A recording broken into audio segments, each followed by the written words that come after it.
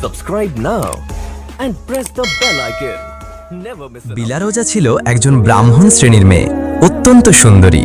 যখন তার বিয়ের বয়স হলো তখন তার বাবা কমরুজ্জামান তার জন্য উপযুক্ত পাত্র খুঁজতে শুরু করলেন। প্রতিবার যখন তিনি কোনো পুরুষকে বাড়িতে ডেকে এনে তার মেয়েকে দেখাতেন, বিলারোজা তাদের সবাইকে প্রত্যাখ্যান করত।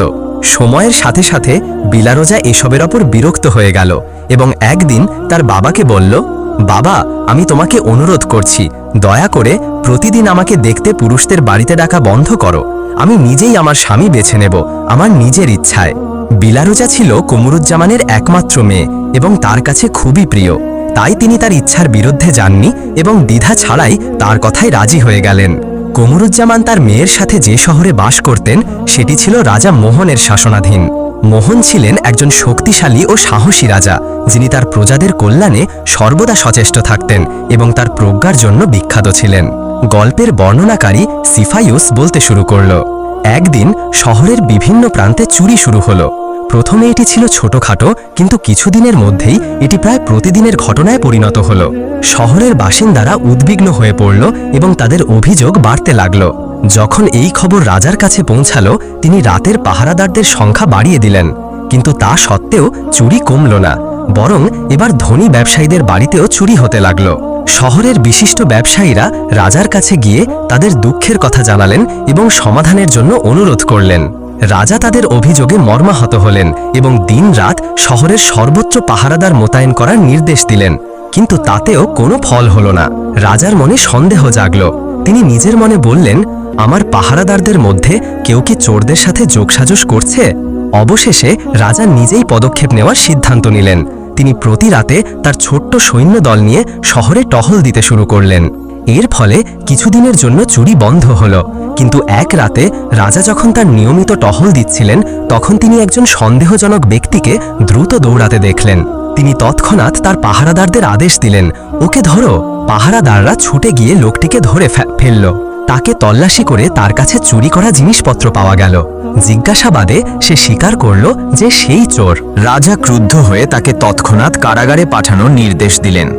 পরদিন শহর জুড়ে ঘোষণা করা হলো যে চোর ধরা পড়েছে এবং আগামীকাল তাকে শহরে ভোরানো হবে, তারপর ফাঁসির দড়িতে ঝোলানো হবে। শহরে আনন্দের জোয়ার বয়ে গেল। মানুষজন চোরকে দেখতে বেরিয়ে এলো। পুরুষরা রাস্তায় দাঁড়িয়ে গেল। এই দর্শকদের মধ্যে ছিল বিলারোজা, যে তার বাড়ির ছাদে দাঁড়িয়ে মিছিলটি দেখছিল। যখন চোর তার বাবার প্রাসাদের সামনে দিয়ে যাচ্ছিল, বিলারোজা তার দিকে তাকালো এবং তার মনে যেন জাদু খেলে গেল। সে দ্রুত তার বাবার কাছে ছুটে গিয়ে বলল, বাবা, আমি ওই চোরের সাথে বিয়ে করতে চাই। কমরুজ্জামান হতবাক হয়ে বললেন, কি বলছো তুমি মা? বিলারোজা দৃঢ়তার সাথে বলল, আমি ঠিক জানি আমি কি বলছি। আমি এই লোকটিকে আমার স্বামী হিসেবে বেছে নিয়েছি।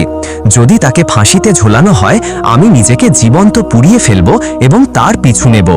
তার একমাত্র মেয়ের এই অটল সিদ্ধান্তে বাবা হতবাক হয়ে গেলেন। তিনি তাকে বোঝানোর চেষ্টা করলেন, তার এই অদ্ভুত সিদ্ধান্ত থেকে ফিরিয়ে আনতে চাইলেন, কিন্তু বিলারোজা ছিল পাষাণের মতো অটল। অবশেষে মেয়ের প্রতি ভালোবাসায় পরাজিত হয়ে বাবা হাল ছেড়ে দিলেন এবং রাজার কাছে গিয়ে সবকিছু খুলে বললেন। চোরের প্রতি ক্ষমা প্রার্থনা করলেন। রাজা ব্রাহ্মণের কথা শুনে বিস্ময়ে বললেন, এটা কিভাবে সম্ভব? আমি চাইলেও এটা করতে পারবো না। যদি আমি এই চোরকে এত সহজে ছেড়ে দিই, তাহলে শহরের মানুষ কি বলবে? সমাধান না পেয়ে বাবা হতাশ হয়ে বাড়ি ফিরলেন এবং আবারও তার মেয়েকে বোঝানোর চেষ্টা করলেন, কিন্তু বিলারোজা তার সিদ্ধান্তে অটল রইল। শীঘ্রই বিলারোজার প্রেমের গল্প শহর জুড়ে ছড়িয়ে পড়ল এবং অবশেষে চোরের কানেও পৌঁছালো। এই খবর শুনে চোর ফুঁপিয়ে কাঁদতে লাগলো। নির্ধারিত দিনে ঘোষণা অনুযায়ী চোরকে শহরের প্রধান চত্বরে নিয়ে আসা হলো মৃত্যুদণ্ড দেওয়ার জন্য। সবাই এই মৃত্যুদণ্ড দেখতে ভিড় করল। যখন চোরকে ফাঁসির মঞ্চে নিয়ে যাওয়া হচ্ছিল, তখন বিলারোজা ভিড়ের মাঝে উপস্থিত হল। তার চুল এলোমেলো, শোকের পোশাক পরা, যেন সে একজন বিধবা। সে ভিড়ের মাঝে দাঁড়িয়ে উচ্চস্বরে বলল, আমি এই পুরুষকে আমার স্বামী হিসেবে গ্রহণ করেছি। যখন তাকে ফাঁসিতে ঝোলানো হবে, আমিও তার সাথে উঠব এবং তার দেহের উপর নিজেকে পুড়িয়ে ফেলব। তার কথাগুলো উপস্থিত সবার হৃদয় কাঁপিয়ে দিল। সবাই তাকে তার সিদ্ধান্ত থেকে ফিরিয়ে আনতে চেষ্টা করল, কিন্তু সে কারো কথা শুনল না। চোর যখন এই ঘটনা জানল, তখন সে উচ্চস্বরে হাসল, যেন এই মেয়ের কাণ্ডে সে বিস্মিত। কিছুক্ষণ পরে মৃত্যুদণ্ড কার্যকর হলো এবং চোরকে ফাঁসিতে ঝোলানো হলো।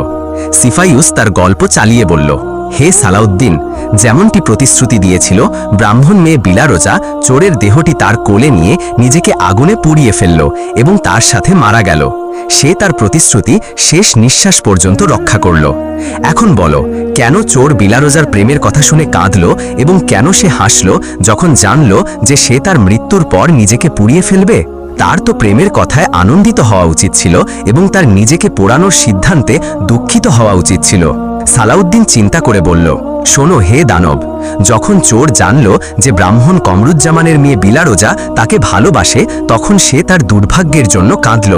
সে নিজের মনে বলল, যদি তার ভালোবাসা আমার ধরা পড়ার আগে আসতো তাহলে হয়তো আমার জীবন বদলে যেত, আমি সংশোধন হয়ে যেতাম।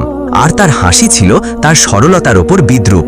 সে ভেবেছিল এই মেয়ে বুঝতে পারছে না, সে ঘোষণা করছে যে সে আমার স্ত্রী হবে এবং আমার পিছনে মৃত্যুবরণ করবে, যেন বলছে তুমি চাও বা না চাও আমি তোমার চিরকালের অতিথি।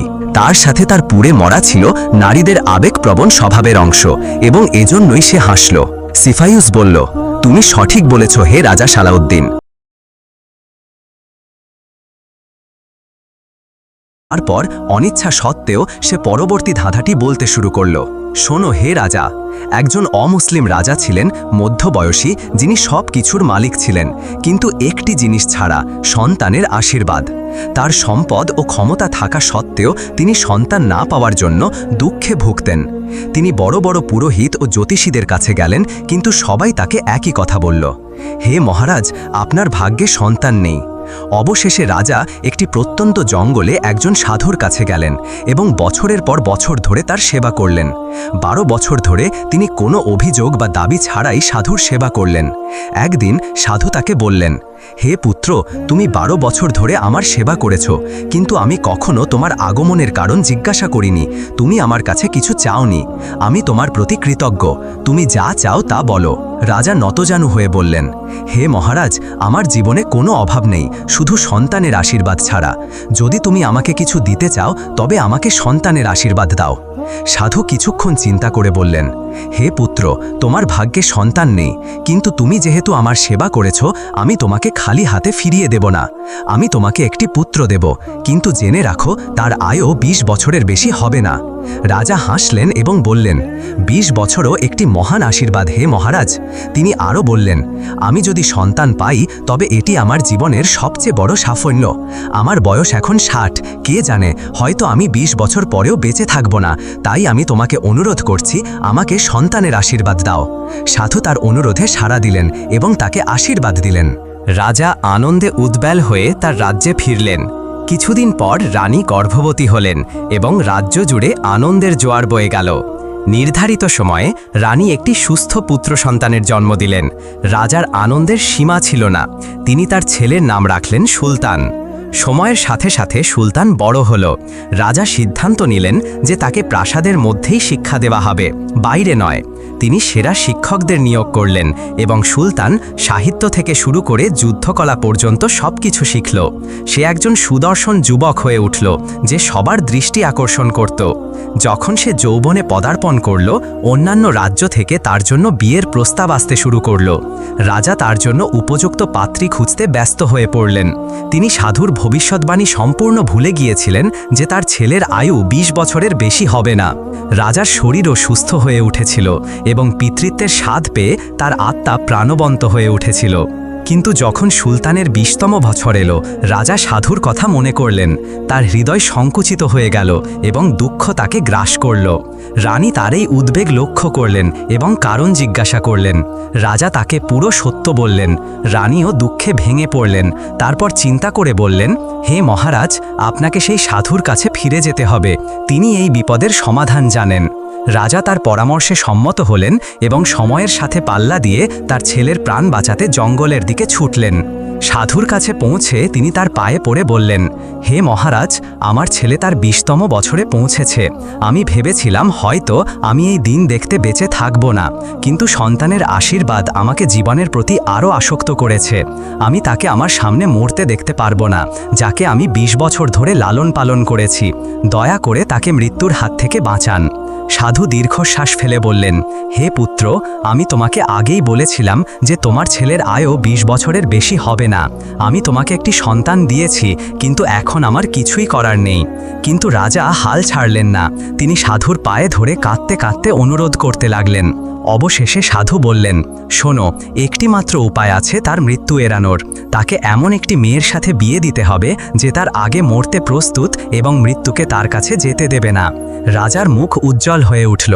তিনি সাধুকে ধন্যবাদ জানিয়ে প্রাসাদে ফিরলেন এবং তার সৈন্যদের এমন একটি মেয়ে খুঁজে আনার নির্দেশ দিলেন। সৈন্যরা সারা দেশে ছড়িয়ে পড়ল এমন একটি কোণে খুঁজতে, কিন্তু যেখানেই তারা এই শর্তের কথা বলতো সেখানেই তাদের বিস্ময় ও বিদ্রুপের মুখোমুখি হতে হতো। মানুষ বলল, মৃত্যুর ওপর কারো নিয়ন্ত্রণ নেই। কিভাবে একটি মেয়ে তার স্বামীকে মৃত্যুর হাত থেকে বাঁচাবে? এটা অসম্ভব। মৃত্যু সত্য এবং এটি তার নির্ধারিত সময়ে আসবেই। সৈন্যরা হতাশ হয়ে পড়ল। কেউ এই শর্ত মেনে নিতে রাজি হলো না। অবশেষে একটি হতাশ দল প্রাসাদে ফেরার পথে 3টি মেয়েকে দেখল, যারা পথে হাঁটতে হাঁটতে কথা বলছিল। তারা ছিল ঘনিষ্ঠ বান্ধবী। একজন কুম্ভারের মেয়ে, একজন স্বর্ণকারের মেয়ে আর একজন ব্রাহ্মণের মেয়ে। কিছুদিন আগেই শহরের রাজকন্যার বিয়ে হয়েছিল একটি জাঁকজমকপূর্ণ অনুষ্ঠানে, কিন্তু তার স্বামী পরদিনই মারা গিয়েছিল। এই দুঃখজনক ঘটনা নিয়ে সবাই কথা বলছিল। 3 বান্ধবীও এই বিষয়ে আলোচনা করছিল। ব্রাহ্মণের মেয়ে বলল, বোনেরা, রাজকন্যা ছিল অপরূপ সুন্দরী, কিন্তু বেচারি তার বিয়ের সুখ উপভোগ করতে পারেনি। বিয়ের পরদিনই মৃত্যু তার স্বামীকে কেড়ে নিল। স্বর্ণকারের মেয়ে বলল, তুমি ঠিক পড়েছ, তার সৌন্দর্য ছিল অতুলনীয়। এমন সৌন্দর্য লাখে একজন পায়, কিন্তু ভাগ্যের কাছে কে জিততে পারে? তখন কুম্ভারের মেয়ে বিদ্রুপ করে বলল, তোমরা কেন তার সৌন্দর্য নিয়ে এত কথা বলছো? তার সৌন্দর্য কি কাজে এলো যদি সে তার স্বামীকে মৃত্যুর হাত থেকে বাঁচাতে না পারে? এমন সৌন্দর্য কি কাজে যদি তা তার প্রিয়জনকে রক্ষা করতে না পারে? যদি সে সত্যিই শক্তিশালী হতো তাহলে তার স্বামী বেঁচে থাকত। তার কথায় অন্য 2 বান্ধবী ক্ষুব্ধ হলো এবং বলল, তুমি তার জায়গায় থাকলে কি করতে? কুম্ভারের মেয়ে আত্মবিশ্বাসের সাথে বলল, আমি যদি তার জায়গায় থাকতাম তাহলে আমার স্বামীকে মরতে দিতাম না। আমি যে কোনো মূল্যে মৃত্যুকে তার কাছ থেকে দূরে রাখতাম।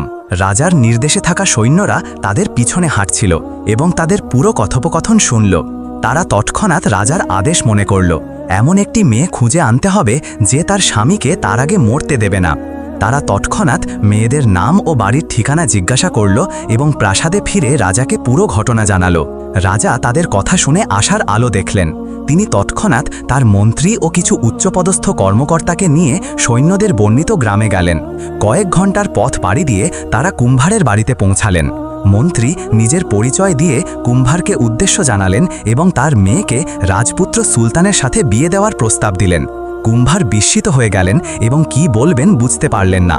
তিনি মন্ত্রীকে বাড়িতে আমন্ত্রণ জানালেন, আতিথেয়তা দেখালেন। তারপর দ্রুতদার সম্প্রদায়ের প্রতিবেশীদের কাছে গিয়ে এই বড় খবর জানালেন। কেউ কেউ আপত্তি করল, বলল, আমরা আমাদের মেয়েকে অন্য সম্প্রদায়ের কাউকে বিয়ে দেব না, এমনকি যদি সে রাজপুত্র হয়। কিন্তু সম্প্রদায়ের বিজ্ঞজনেরা বললেন, এটা কি পাগলামি? এটা রাজপুত্রের প্রস্তাব। রাজ পরিবারের সাথে সম্পর্ক স্থাপনের মানে কি তা কি বোঝো? আমরা রাজদরবারের অংশ হব, রাজাদের মাঝে আমাদের স্থান হবে। এই সুবর্ণ সুযোগ নষ্ট করো না। তাদের কথা সবার মনে প্রভাব ফেলল এবং অবশেষে তারা সম্মত হল। কুম্ভার তার মেয়েকে রাজপুত্র সুলতানের সাথে বিয়ে দিতে রাজি হলেন। রাজা সিদ্ধান্ত নিলেন যে তার ছেলের বিয়ে হবে সেই দিনে, যেদিন তার 20তম জন্মদিন, যেটি তার মৃত্যুর নির্ধারিত দিন। উভয় পক্ষ থেকে বিয়ের প্রস্তুতি শুরু হলো। প্রাসাদে আনন্দের উৎসব শুরু হলো। দিনগুলো কেটে গেল এবং সেই নির্ধারিত দিন এলো। বিয়ের সকালে অনুষ্ঠান শুরুর আগে রাজা কনের সাথে একান্তে দেখা করতে চাইলেন। তার চোখে পানি টলমল করছিল। তিনি পুরো গল্প তাকে বললেন, কিভাবে তিনি একজন সাধুর সেবা করেছিলেন সন্তানের আশীর্বাদ পাওয়ার জন্য, এবং কিভাবে সাধু বলেছিলেন যে তার ছেলের আয়ু 20 বছরের বেশি হবে না। তিনি বললেন, আজই সেই শেষ দিন। আমি তোমাকে সব বলেছি। এখন আমার ছেলের জীবন তোমার হাতে। যদি তুমি তার মৃত্যুকে মধ্যরাত পর্যন্ত ঠেকাতে পারো তাহলে নতুন দিন শুরু হবে এবং এই ভয়ানক বিপদ দূর হয়ে যাবে। কুম্ভারের মেয়ে, যার নাম ছিল সৌরকান, এক মুহূর্তের জন্য হতবাক হল, কিন্তু সে দ্রুত নিজেকে সামলে নিল এবং সাহস ও দৃঢ়তার সাথে বলল, চিন্তা করবেন না হে মহারাজ, যতক্ষণ আমি বেঁচে আছি আমি আপনার ছেলের কোনো ক্ষতি হতে দেব না। তার কথায় রাজার মনে শান্তি ফিরল। সন্ধ্যায় শুভ মুহূর্তে পুরোহিত সৌরকান ও সুলতানকে বিয়ের মঞ্চে ডাকলেন এবং তিনি মন্ত্র পড়তে শুরু করলেন। হঠাৎ একটি বিষধর সাপ রাজপুত্রের দিকে এগিয়ে এলো, যেন তাকে দংশন করে হত্যা করতে চায়। কিন্তু সৌরকান, যে সজাগ ছিল, তৎক্ষণাৎ সাপটিকে দেখে ফেলল এবং বুঝল এটি তার স্বামীকে হত্যা করতে এসেছে। সে দ্রুত হাত বাড়িয়ে সাপটিকে ধরে ফেলল, তার মুখ পায়ের নিচে চেপে ধরল এবং তার উপর বসে পড়ল যাতে সেটি নড়তে না পারে। সে সাপের মুখ পায়ের নিচে চেপে রাখল। হঠাৎ সাপের সঙ্গিনী এসে বলল, তুমি কেন আমার স্বামীর মুখে পা দিয়ে ধরে রেখেছ? দয়া করে তাকে ছেড়ে দাও, নইলে সে মরে যাবে। সৌরকান কঠোরভাবে বলল, তোমার স্বামী আমার স্বামীকে হত্যা করতে এসেছে। যদি আমি এখন তাকে ছেড়ে দিই, সে আবার চেষ্টা করবে। আমি আমার স্বামীকে ছাড়ব না, এমনকি যদি এর জন্য আমার জীবন দিতে হয়। সাপের সঙ্গিনী বলল, না, সে আর চেষ্টা করবে না, আমি প্রতিশ্রুতি দিচ্ছি। তাকে ছেড়ে দাও, আমি তাকে নিয়ে চলে যাব, কাউকে ক্ষতি না করে। কিন্তু জেনে রাখো, তোমার স্বামী আজ রাতে মরবে। যদি আমার স্বামীর হাতে না হয়, তবে অন্যভাবে। তার ভাগ্য লেখা হয়ে গেছে। সৌরকান কিছুক্ষণ দ্বিধায় পড়ল, তারপর বলল, আমি তোমার প্রতিশ্রুতিতে ভরসা করছি। সে তার পা সরিয়ে নিল। সাপের সঙ্গিনী সাপটিকে নিয়ে চুপচাপ চলে গেল। কিন্তু তার সতর্কবাণী সৌরকানের কানে বাজতে থাকল, তাই সে আরও সতর্ক হয়ে গেল। বিয়ে সফলভাবে সম্পন্ন হল। রাতে সৌরকান তার স্বামীর বিছানা প্রাসাদের উঠানের মাঝখানে রাখল। সুলতান সেখানে ঘুমালো আর সৌরকান জেগে থেকে তাকে পাহারা দিল, মৃত্যুকে তার কাছে যেতে না দেওয়ার দৃঢ় প্রতিজ্ঞা নিয়ে। সে বিছানার এক কোণে একটি তেলের প্রদীপ জ্বালালো এবং হাত তুলে প্রার্থনা করল, হে আল্লাহ, এই কোণা তোমার হেফাজতে।